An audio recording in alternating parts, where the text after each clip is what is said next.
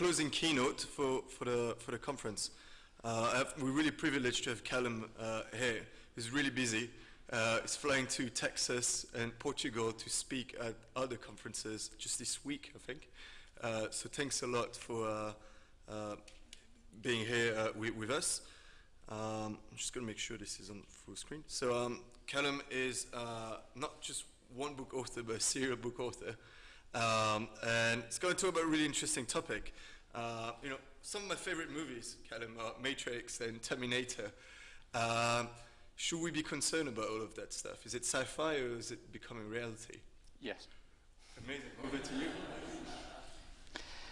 Very long time ago, somebody told me never start a presentation with an apology, so I'm sorry, but I'm not going to apologize. And anyway, the person I was going to apologize is left. He was sitting there as Petter, and he indicated he doesn't like people talking about the singularity. And the reason why I was going to apologize to him is because I'm not just going to talk about one singularity, but two of the damn things. And that's because I think this is the century of two singularities. And if it's any consolation to Petter, point at that thing.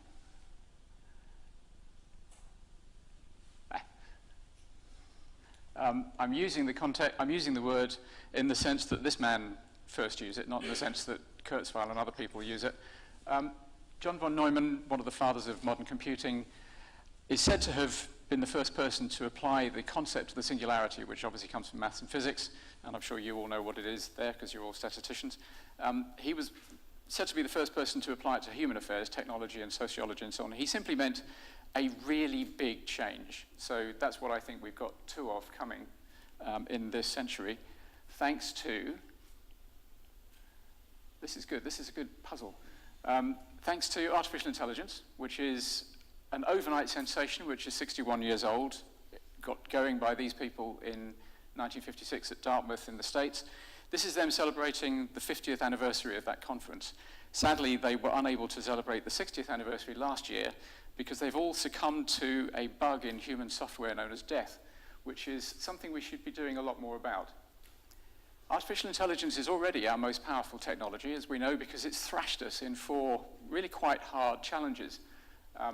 In 1997, an IBM system, Deep Blue, beat Garry Kasparov. Kasparov was very grumpy about that. He accused IBM of cheating, and he sulked for quite a long time. But he's much more cheerful now. He's got a book out about it, and he's doing the rounds, and he's very chirpy about our future with machines. And then in 2011, another IBM system beat the world's, well, actually America's, best players of a TV quiz show called Jeopardy. Very impressive, given the technology they had at the time. Then last year, AlphaGo, which is a system obviously built by DeepMind, created something which was, for China, a Sputnik moment. And that's something that not enough people here recognize, just how impactful that was in China. And I know it was because I got 3 offers to translate my book into Chinese immediately after that happened. And now the Chinese government is talking about huge amounts of investment in AI. I mean, $150 billion is the last number I read, and it's just going north. China is all in on AI. By 2030, they want to be ahead of America. They're not that far behind now, but they want to be ahead of America. And then earlier this year, a system developed in Carnegie Mellon University beat some of the world's best players of poker, which is counterintuitive because in poker, you have to lie. And that's not something we are used to machines doing and not something we really particularly want to encourage them to do. But it did it better than us. It's an old science which has suddenly become important and well recognized because of the Big Bang that happened in 2012. You all know about the ImageNet contest.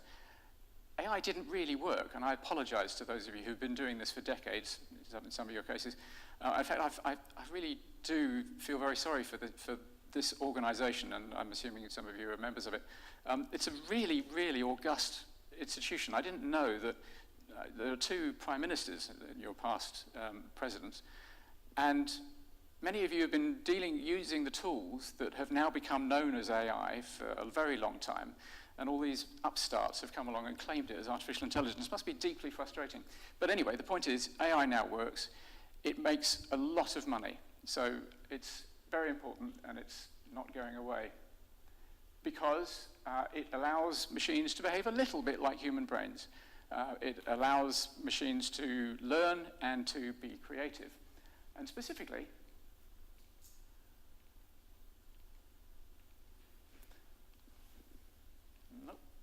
I'm going to have to resort to this, aren't I? Yeah, okay. So this for the next slide. Yeah. I was going to say something else, but what I'll do instead is talk about how this has happened. You all know that the smartphone in your pocket has more compute power in it than NASA had when they sent Neil Armstrong to the moon.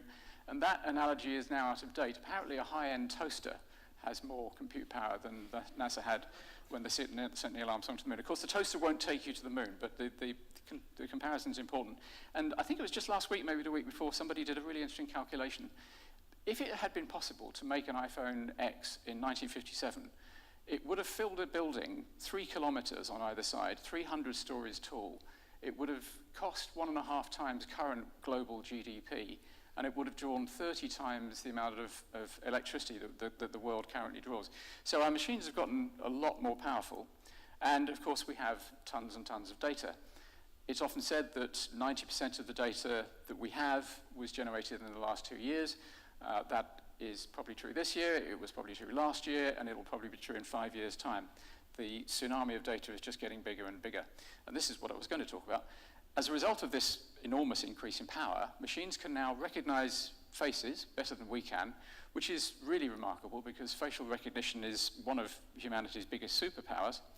It is in the process of overtaking us in speech recognition, and it's catching up fast in natural language processing. And that's important in a number of ways, one of which is that these are the skills most of us use in our jobs. And we'll come back to that. So in the near term, artificial intelligence over the next 5 to 10 years is going to produce some really remarkable things. Firstly, your smartphone is going to get sexy, so that's a smartphone being sexy. At the moment, Siri is a bit of a joke, but Siri is going to get serious, and in probably 5 years, certainly in 10 years, you'll have conversations with Siri, because it will remember the last thing you said, and it will understand conjunctions in sentence structure, so you'll be able to have meaningful conversations with Siri, and it will be very, very helpful. And the other thing that's coming, certainly within a decade, possibly within 5 years, is self-driving vehicles, which will have a huge impact. Firstly, we will stop killing 1.2 million people around the world each year, because we'll stop sending humans to do a machine's job. And on top of that 1.2 million, there's another 50 million or so who get maimed. Vehicle accidents is the most common cause of death for 15 to 21-year-olds around the world. Causes a huge amount of damage to global GDP and creates massively inefficient use of roads and cities and makes traveling painful. So all of that will change thanks to self-driving vehicles, hooray. And we will all become slaves to the algorithm. This one is something that I don't think enough people are paying attention to. Lots of people are worried about privacy and bias and transparency, and of course the two singularities I'm going to talk about. Those are all really important things, but delegating decisions to machines is something we're not aware of how much we do already, and we're going to do an awful lot more of it. But I'm not going to talk about that. Underlying the massive growth in compute power, obviously, is Moore's law. Not a law, but just an observation and a self-fulfilling prophecy. And despite what the pedants say, it isn't dead, it isn't dying. When you boil Moore's law down, what it really means in everyday language is that machines get twice as powerful every 18 months or so. And that's not stopping. That's going to carry on for quite a long time, which gives us exponential growth. And as statisticians, you're all very familiar with exponential growth, but most people out there are not. So I always insist on illustrating it because of how important it is. So if we all walked 30 steps outside this door, we would travel about 30 meters. If we could travel 30 exponential steps, so our first was 1 meter, our second was 2, our third was 4, and our fourth was 8, and so on, we would go to the moon. But to be more specific, our 29th step would take us to the moon, and our 30th step would bring us all the way back. That is the key to exponential growth. The last step in any exponential process is equivalent to the sum of all the previous steps. So exponential growth is very powerful, and it's backloaded. And as a result of the exponential growth in compute power, which doesn't necessarily read directly across to cleverer machines, but there's correlation, I think we're going to get these two singularities this century. This is not the fourth industrial revolution. I wish I had Klaus Schwab to hand to hit him on the head. He wrote a book called The Fourth Industrial Revolution. He's a great man, he's very bright. He set up the World Economic Forum, he runs Davos, so he's one of the world's good and the great. But he's popularizing this notion that this is the fourth step in the Industrial Revolution. It is much, much more important than that. The information revolution that this is part of will have a far bigger impact than the Industrial Revolution. It is the fourth revolution for humanity, the first being the cognitive revolution, in which we really mastered language and we acquired the ability to communicate very effectively, and particularly to collectively agree to believe in things that aren't true, like religion and money and democracy and so on. And that ability, converted us from being a very ordinary, second-rate mammal to being the apex predator on the Earth. And then, quite a bit later, we had the agricultural revolution, which was a pretty bad deal for individual humans, but for the species allowed us to build up food surpluses, which allowed us to create cities, which are fantastic machines for innovation. And then we had the Industrial Revolution, which started in this country in 1712, hooray, and that gave us mastery over the planet. Whether you think that's a good thing or a bad thing is another thing. We are now in the early stages of the information revolution, which, as I say, is going to be much, much more important than any of the previous three. So these two singularities that I'm talking about, you've noticed that the images don't have the singularity's name on them. I've written a book about each one, so if you want to know more about it, then you're in luck. The technological singularity is the one that everybody knows about. It is when we create an artificial general intelligence, and that goes on to become a superintelligence, and I wrote about that in Surviving AI. As a lapsed strategy consultant, I can't help but these things on 2x2 matrices. The technological singularity is more important because, and this is where I'm going to really exasperate a lot of people, if we transition through the technological singularity successfully, we will probably become godlike. I mean, there really isn't a more sensible, a more down-to-earth, more prosaic way of putting it. We will become godlike in a sort of a Greek god sense rather than an Abrahamic monotheistic god sense. If we get it wrong, we will probably go extinct. So sorry, Petter, I know you would hate this. The other singularity is the economic singularity, which we'll come back to later. And many of you are thinking, well, hang on, this is just science fiction. You know, we're good statisticians, we know exactly what machines can do, and we know what they can't do, and there's an awful lot they can't do. They are really dumb. They are not going to get smarter than us. The trouble is, science fiction does have an increasing habit of coming true. When I was quite young, Hitchhiker's Guide to the Galaxy was on the radio, and I loved it, and I thought the Babel fish was completely brilliant. The idea you get a little fish which ingests language and excretes the correct translation into the brain of the user. I thought that's utter genius, and of course it could never happen. Well, it now exists just 40 years later. So science fiction comes true. More importantly, there are two ways to create an artificial general intelligence, an AI which has all the cognitive abilities of an adult human, and at least one of them will probably work. The first way is to carry on developing the AI systems we have, to carry on having conceptual breakthroughs which come along every now and then, and hey presto, we end up with a machine that's as smart as a human. Now, we don't know for sure that that can happen. Deep learning on its own will almost certainly not get us there, but we are quite good at conceptual breakthroughs, and so it's entirely plausible that we will do this. And in fact, the biggest survey that's been done of AI researchers suggests that the median view about when it will happen is around about 50 years from now, 45, 50 years from now. If that doesn't work, the other way almost certainly will, which is reverse engineering a human brain, known as whole brain emulation. And this is when you take a human brain from somebody who's stopped using it, and you slice it really thinly, and then you scan all those slices down to the molecular level, and you model that, the result of that, which is called the connectome, which is the wiring diagram of the human brain. You recreate that model inside a machine. And if you do it with enough detail, and if you've got enough time series data so that you know how they behave, then you will have a brain, and it will do what brains do, which is creating a mind. Now, pretty much nobody was thinking about this until 2014 when Professor Nick Bostrom wrote this book. How many people have read that? A few, yeah. I highly recommend it. It's a tough read, but I highly recommend it. It's really, really thorough. And it did an important job because it woke these three guys up. We had the three wise men moment when, first of all, Stephen Hawking, and then Elon Musk, and then Bill Gates all said, strong AI, artificial general intelligence, and then superintelligence is almost certainly coming. And when it does, it will either be the best thing or the worst thing ever to for humanity ever to encounter. And I think that is absolutely right. And I had a conversation with Petter. He was giving Elon Musk a hard time, and a lot of people in the AI research community do. Musk isn't saying this is going to happen in 5 years or tomorrow, not even in 10 years. All he's saying is, if this thing is going to happen, we need to be ready for it, and it's a big project. To be ready for it, we should start now. Of course, when the three wise men moment happened, journalists who are not lazy, but are time-pressed, and they live by the credo that if it bleeds, it leads, they just ran a whole load of pictures of this guy, which is great. He's a fantastic image. Why wouldn't you? But of course, it annoyed a lot of AI researchers who stopped talking about AI for a while.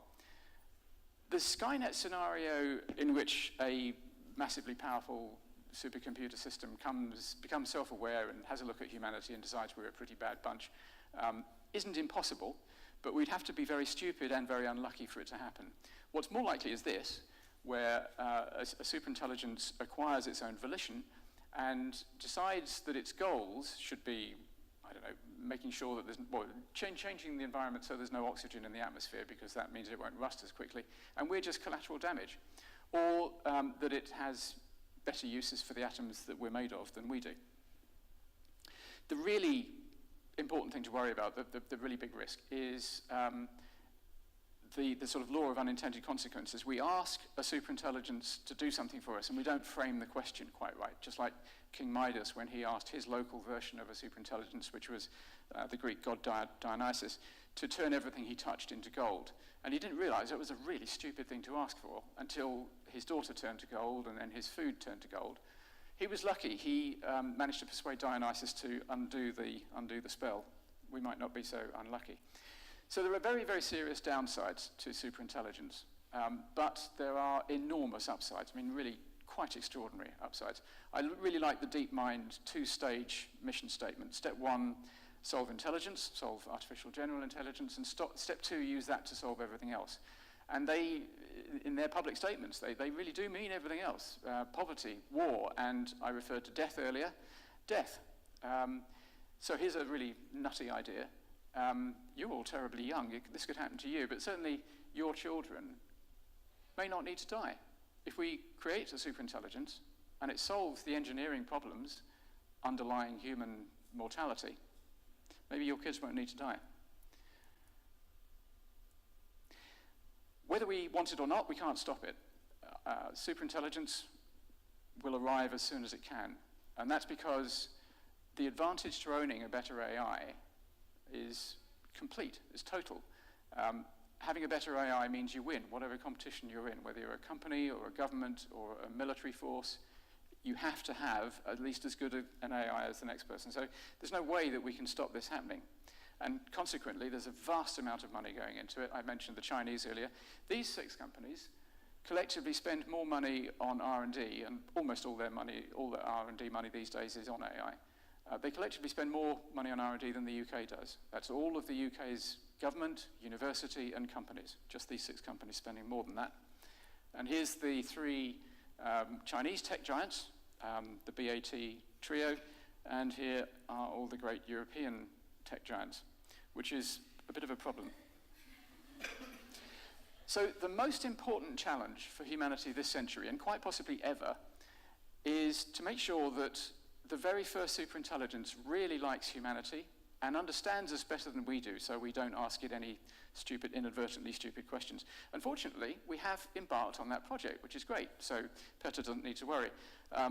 There's 2 in the States and 2 in the UK. I have no idea why they're all in Anglo-Saxon countries. The Belgians need to catch up. But we have started on the project of trying to make sure the first superintelligence is safe. And consequently, I give superintelligence, technological singularity, an amber in the traffic light signal, marking system, but not so good on the economic singularity, which is about automation.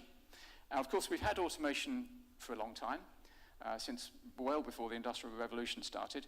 The poster child is the agricultural industry, where in 1800, 80% of all Americans who worked on farms. That number was down to 40% in 1900, and now it's down to about 1%. And for the humans, that was a big wrench. It involved horrible transitions for a lot of people. Quite a few people starved. But in the long run, It didn't cause lasting widespread unemployment among humans because humans had something else to offer other than their muscle power. So in the automation in the farming industry was mechanization, which replaced muscle power. Humans had our cognitive abilities to offer as well, but not so much the horse. The horse had really good muscle power, but no cognitive abilities to offer. And consequently, 1915 was peak horse, when there were 21.5 million horses working on American farms, and now there are none. And so the horse population in America is now about 2 million. And I learned only quite recently, and I was sad to learn, that those missing, whatever it is, 19.5 million horses didn't go off and live happily on pastures. They all went into dog food, so that was their last job.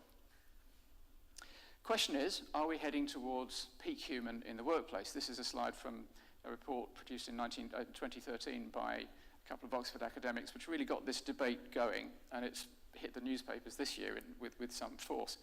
What we have coming now, and it hasn't really started yet, is cognitive automation. We have had some of it. Secretaries were universal when I started work, and now they're pretty much extinct. In 1978, it was the most common job title in the States, coloured blue in this slide. Now, in the States coloured green in this slide, the most common job description is truck driver. And the question is, what happens to them when self-driving vehicles arrive? Now, we don't yet know when they will arrive. It's pretty much a racing certainty that they will. 2025 would be a late time. There's quite a few people think that it will happen around 2021. Elon Musk says that the first people who buy self-driving cars will get free cars, because their car will take them to work in the morning and then they'll send them off using an Uber app or something else to do errands and run journeys for other people, which will be paid for, and so their car will be paid off and they'll get free cars. If that's true, and I can't see why it wouldn't be, then the penetration into the sort of the consumer car population should be pretty quick. But where it will be very fast is in commercial vehicles. A human professional driver contributes a quarter to a half of the cost of the vehicle that they're driving. And so they're going to be replaced really fast. I mean, it's unlikely, it seems to me, that there'll be many left within a decade of self-driving technology being cost-effective and feasible in the commercial fleet. And at the same time as all the drivers are being laid off, doctors are going to find themselves in a perilous position because machines are already better able to diagnose from scans than human doctors can. Andrew Ng and Jeff Hinton both said we really should stop training radiologists now because they're just not going to have careers. And machines can already do surgery better than humans. There was the first ever implantation of teeth was done in China a couple of weeks ago. And it was a successful operation, you'll be glad to hear. The picture of the woman in the paper, she looked absolutely terrified at the beginning of the operation, which isn't surprising. It was her first time, and it was also the machine's first time, but it was a successful operation. Lawyers are finding large parts of their work under attack. The disclosure and the discovery process is being leached away. There are thousands of newspaper articles published every day, written by machines, and you can't tell the difference between them and the ones written by humans. And, of course, in factories and warehouses, robots, which we have quite a lot of, but very few compared to how many we will have. They are getting much cheaper, much easier to give instructions to, and much safer to be around. They don't kill you as much. So, whether you are a barrister or a barista, and whether you are blue collar or white collar, it doesn't really matter. The machines are colorblind, and they are probably coming for your job. Now, that's what I think, and I'm in a minority, and Eric Schmidt says he is a job elimination denier, and Satya Nadella says it's all rubbish and we're going to carry on having jobs forever, they're just going to be more interesting jobs. And they may be right. Their argument to prove that they are right is silly. It's that automation hasn't caused lasting unemployment in the past, and therefore it can't in the future. We know, if there's one thing we know that past performance is no guarantee of future outcome. If it was, we wouldn't be able to fly. And anyway, it's not true. You just have to ask the horse, although you can't ask the horse because they're not there anymore. They, as well as having a silly argument, they have some good ideas about the ways in which we might all carry on working. We'll work in tandem with machines. That's not a stupid idea, it's entirely plausible. The only problem is that the machines are getting twice as good every 18 months and we're not. So in this tandem partnership, our contribution is going to get eroded. So they say maybe we'll all be each other's nurses and therapists because, you know, we know that machines are not conscious and therefore they don't have any empathy and therefore they can't do caring jobs. And I'm really skeptical about this one. A very long time ago, I spent some time working as an auxiliary nurse in a hospital, and I saw what human care is like, and I wasn't very impressed. And it turns out that actually humans quite like being looked after by robots. Japan is at the bow of the greying of the population in the developing world, and they're quite technophile, and they don't like immigration. So they have a shortage of people to look after their elderly population, and so they're using robots increasingly. And it turns out that the humans like being looked after by robots, perhaps because you can tell a robot the same joke 1,000,000 times a day and it just doesn't care. The last line of defense of the skeptics is that we will open up a magic jobs drawer and all these new jobs will fly out, and we can't tell you what they are now because the technologies that enable them haven't yet been invented, which is a nice idea and it might even be true. It isn't what happened in the past. 90% of people working in America today are doing jobs that existed in 1900. The people who are web designers and user experience architects is a very thin sliver. Most people are salespeople, accountants, clerks, and distribution managers, and so on. So I think that the skeptics are guilty of the reverse Luddite fallacy, and I think we need to bite the bullet and accept that within a generation or so, it's not going to happen next year, but within a generation or so, many people, very possibly a majority of us, are going to be unemployable. And that can be a very good thing.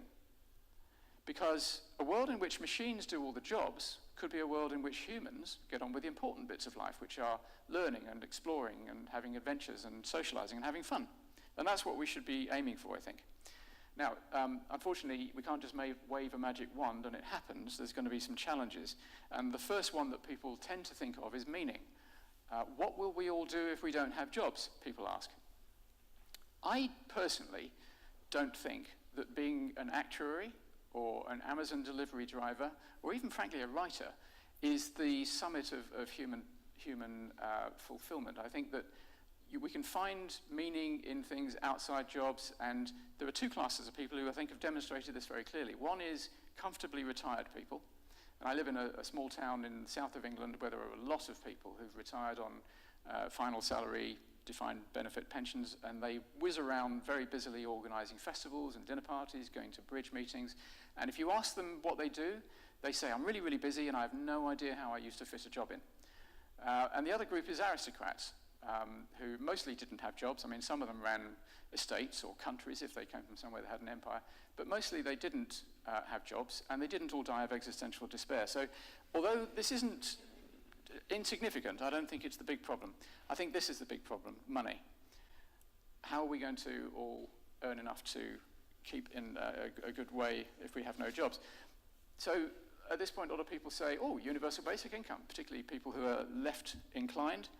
But universal basic income is a pretty terrible idea. Fundamentally, if it's high enough to be useful, it can't be afforded, and if it can be afforded, it's too low to be useful. There are various suggestions about how it might be paid for. Tax rich people, soak the rich, companies and individuals. The trouble is that the rich are very good at avoiding paying too much tax. Sack all the bureaucrats, but then we'd have to bring them back because different people need different amounts of money. And tax the robots, which is the worst idea of all. If you tax robots, you simply tax innovation, you make your jurisdiction poorer, and then you have to lift the tax later because nobody else did it. The real problem with basic income is right in the middle of the name. If the best we can do when half the population is unemployable is to give them basic income, we've failed morally, and more importantly, society will collapse. That is a recipe for social collapse. So we have to do better. So, what's going to happen? What are we going to do? I see four possible scenarios. The first one is believed in by a surprising number of very sensible economists, which is the idea that all this talk of technological change is overhyped, and really productivity grew much more in the 50s and nothing much has happened since then. And so in 45 years, the world's going to be pretty much like it is today. I think this is complete rubbish, and I think we can pass on swiftly to the next one, which is the position of the skeptics about technological unemployment, which is that we will all have jobs, it's just that there'll be jobs that we can't really describe at the moment. It's not impossible. It strikes me as being pretty unlikely, but it's not impossible. All too possible is a dystopian outcome. So we just go straight from A to B to social collapse, or we go there via some form of fascism. We've seen what populism can do in the UK and the US recently, and if people think that they're all going to be unemployed and all their friends are going to be unemployed, the sort of populism that they might turn to then would be a lot worse than President Pinocchio. This, I think, is the scenario we should aim for, and it sounds nuts. It sounds almost as nuts as the idea that your kids might not die. It's the economy of radical abundance, or the Star Trek economy, in which we drive the cost of all the goods and services that you need for a very good life, I mean a middle-class American standard of living, down to close to zero. Not all the way to zero, because we want to retain the market. The market is a fantastic mechanism for resource allocation, but close enough to zero that we actually can tax Google, because Google will own everything by then, enough to pay for the rest of us to have a really nice life. So we have to learn how to live for nearly free. And I think we can do it. I mean, I know it sounds nuts, but I think we can do it. You can see how it could be possible with digital goods. You can get all the world's music now for $10 a month. You can see how it could be possible with transportation. Imagine a world where energy is very, very cheap, and it will be in 20 years. Cars are electric, so there's far fewer moving parts, they don't go wrong, and there's no human drivers. Transportation could be very cheap, and you can go through all the major industries with the same logic. The thing is, we don't have time to waste, and we don't have time to waste because of the panic that I think is coming. At the moment, people kind of know that there's AI around, and they kind of know that it's in Google search, but you can ignore that. You cannot ignore a self-driving vehicle which has laid off your friend Bob, who was a truck driver. So I think in about 10 years' time, there's going to be incontrovertible evidence that the machines are coming for our jobs, and a lot of people will panic. And what we have to have before then is a plan. How do we get a plan? So Professor Stuart Russell suggested that we lock up a bunch of science fiction writers and economists in a room and don't let them out until they've come up with a plan. And I think he's dead right. That's exactly what we should do. And we should throw some philosophers and psychologists in there too. And just finally, I could be wrong. I could be completely wrong about this, and Eric Schmidt could be right. I mean, he's a lot brighter, and he's certainly a hell of a lot richer than I am, so that's entirely possible. If I'm wrong, and we do this investment in a few think tanks and research institutes to solve this problem, then we lose a few million quid, and frankly, who cares? But if I'm right and he's wrong, and we get to the panic, and we haven't done the work, then we could be in a very, very bad position. So I think the reverse Luddite fallacy is dangerous. I think the economic singularity gets a red light on the traffic light system. And just to sum up, 3 things I'd like you to remember. Don't forget about exponential growth. Almost everybody, when talking about what machines can and can't do, they just don't take exponential growth into account. In 10 years' time, the machines we have will be 128 times smarter than they are today. In 20 years' time, assuming Moore's law continues, they'll be 8,000 times smarter than they are today. I'm pretty sure Eric Schmidt wasn't thinking about that when he said he's a job elimination denier. The future can be absolutely wonderful because of both of these 2 singularities. A future in which machines do all the jobs, and a future in which a superintelligence solves all our problems. It could be absolutely wonderful as long as we meet the challenges. Thank you.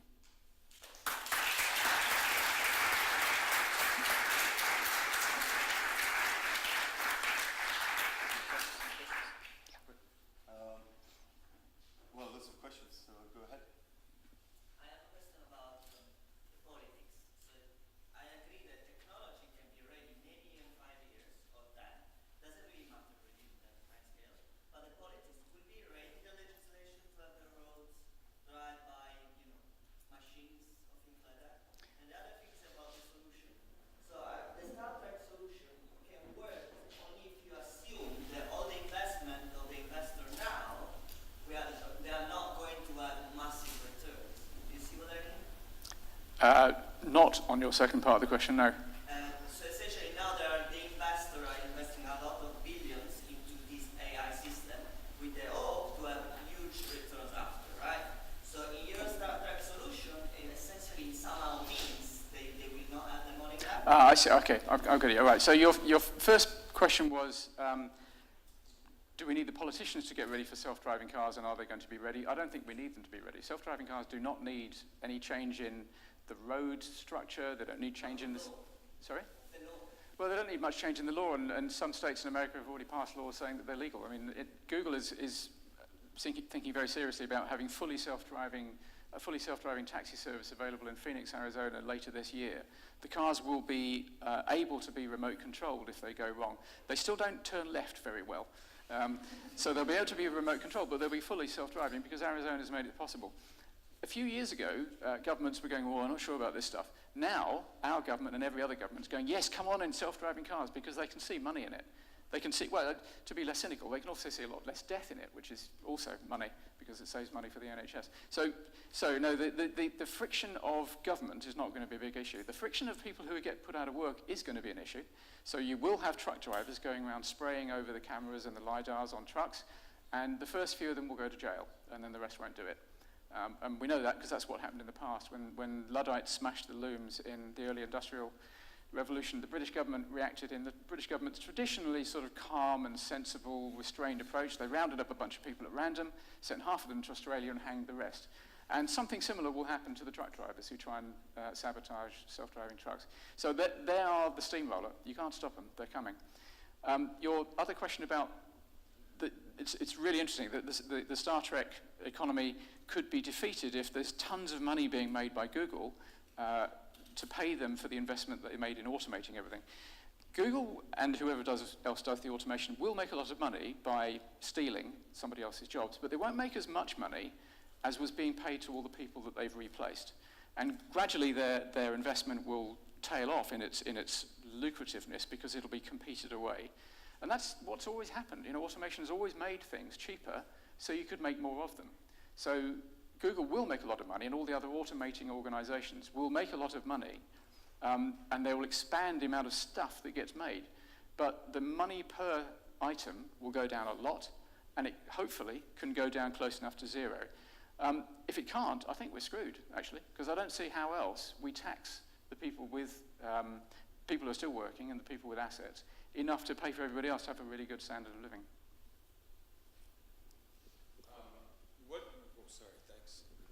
What is your strategy, or the one you would propose, for dealing with the short-term friction of, say, 30 million truck drivers or whatever it is going jobless in the space of a decade or whatever it would be? Yeah, will people get laid off faster than we reduce the prices to get down to a survivable level? It's a good question, and it seems to me that they will. And in the short term, I think we're going to have really expensive welfare states, And I think people like Google are going to have to get used to the idea they're going to suffer some really penalizing taxes. And you know, rich people collectively might have a really interesting decision to make. You know, they could say, well, screw the rest of you. We're going to the Cayman Islands. We're going to surround it by machines of astonishing defensive power. You can't come and get us. And, you know, the rest of you are surplus. We're the gods. You're the useless. You all die. I really don't see that happening. I don't think that's what those people are like. I think that they will accept that there's a transition period. They have to pay a lot of taxes during this transition period. But we've got a plan, hooray, and we're going to get to the Star Trek economy, and then everybody will be happy. It'll be a good new equilibrium. We really need that plan. And the worrying thing is we haven't even begun to work on it. Partly because the debate is still relatively new, and partly because there's an awful lot of powerful and influential voices, not cynically, I don't think, arguing that it can't happen. You know, skepticism about technological unemployment is very strong. I think that needs to be eroded. So maybe last question. Thank you. So I was just interested, because one of the other things that keeps me up at night is the level of wealth inequality that's opened up, especially over the past 10 years as a result of things we all, you know, probably understand. But it also strikes me that economic singularity hits at a point when, or is likely to hit at a point when the inequality between the rich and the poor is going to be at a maxima. And it's going to be, of course, the people at the lower end of that spectrum who are worse affected. So presumably that compounds the effect, just, you know, and most high levels of wealth inequality in history have ended badly, let's say.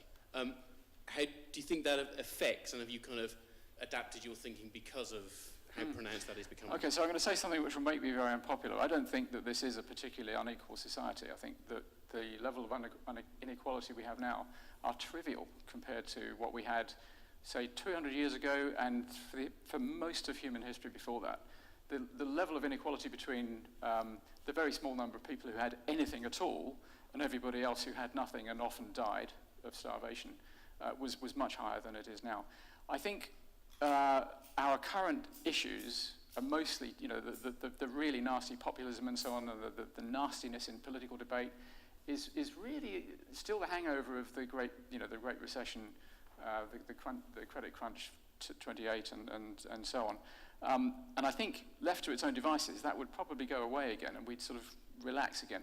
But then we're going to wander into this one. And I think this is going to make any issues about inequality today look utterly trivial. Because you're right, the level of inequality that we will have between people who are still working, and many of them making good money, and the people who know they can never work again, that will be really serious. And it will affect huge swathes of society and bits of society which never expected it. People who are 10 years into a banking career and looked forward to a very lucrative career are suddenly going to find that there's nothing they can do, that a machine can't do better, faster, and cheaper. And then you'll have some real political problems. Right, thanks a lot, Calum. It's fascinating.